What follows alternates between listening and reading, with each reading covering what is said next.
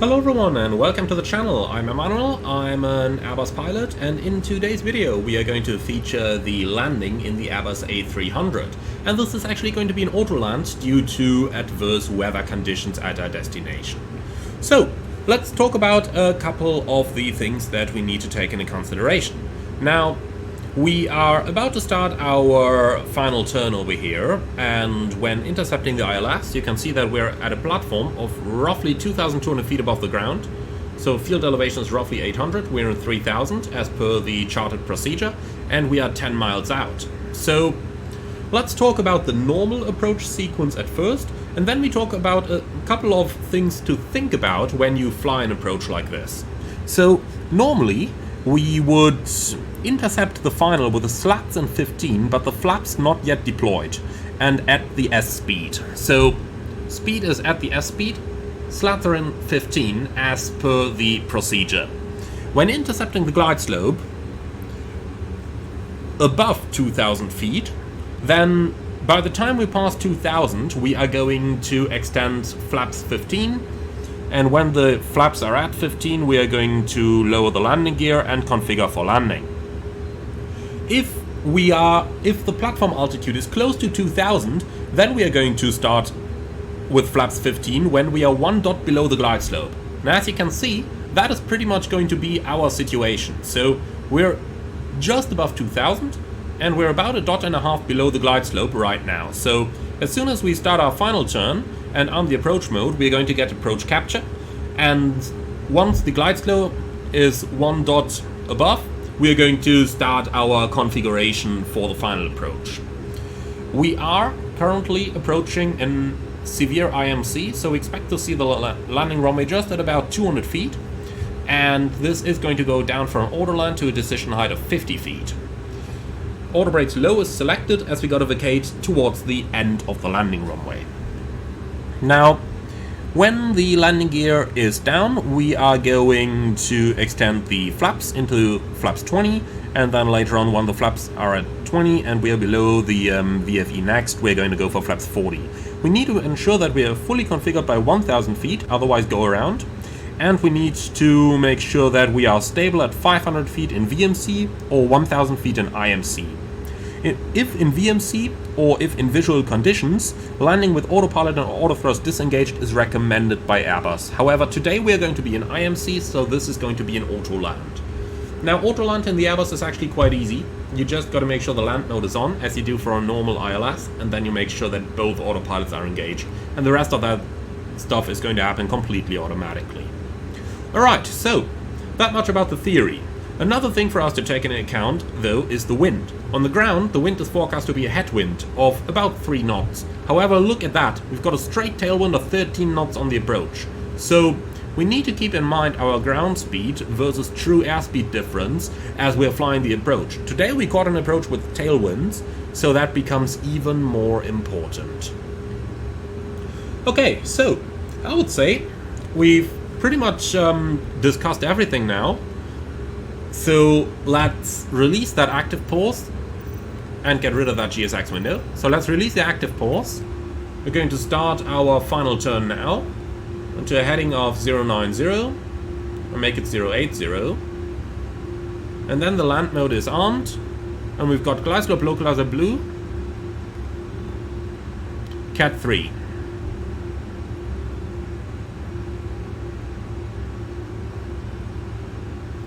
Okay, we are 1 dot below the glide, flaps 15,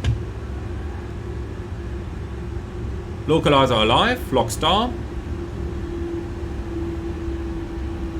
speed is nicely coming down,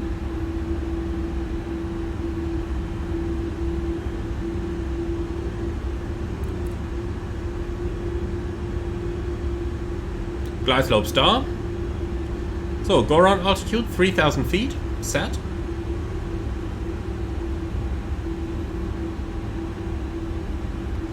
Okay, the latest point to lower the landing gear is 5 miles, the normal point is 6 miles. So let's go gear down. While extending the landing gear, we are also going to turn on the lights and we'll arm the speed brakes.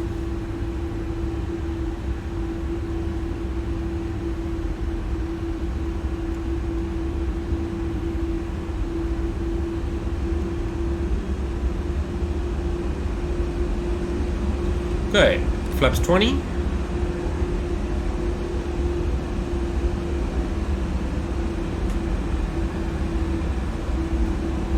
And flaps 40. So let's see, approach speed is going to be 138. That's set, and then we can do the landing checklist.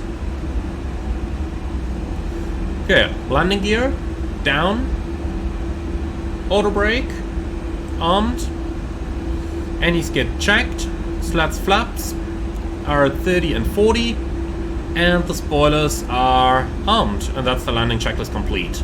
So we're all stable. The airplane is armed in for the Autoland. So now it's just going to be sitting here and watching. Now, what I would personally recommend is to take your point of view and position it up a little bit when you're coming in for an Autoland.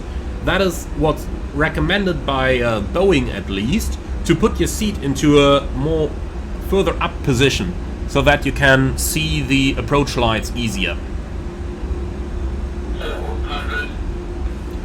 Okay, we've got land down here, so the thing is engaged in landing mode. Okay, the ground starts to become visible. Approach lights inside, continue. 200.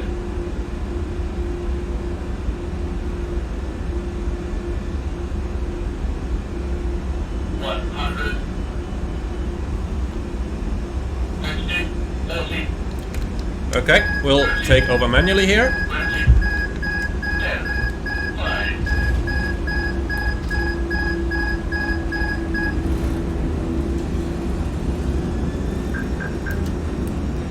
Okay, spoilers, reverse green.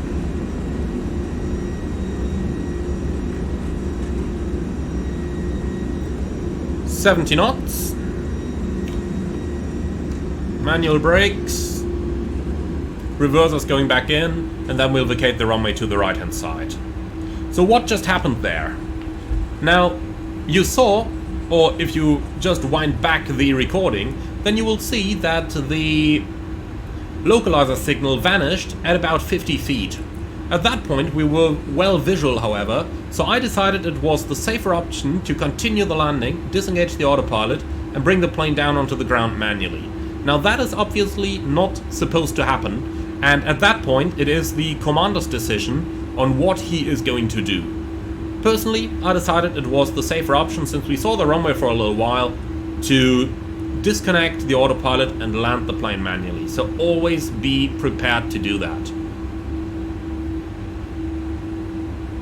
Alright. So that much for the auto landing. Now, we cannot blame the Airbus for that, just to be entirely sure. The localizer signal just vanished.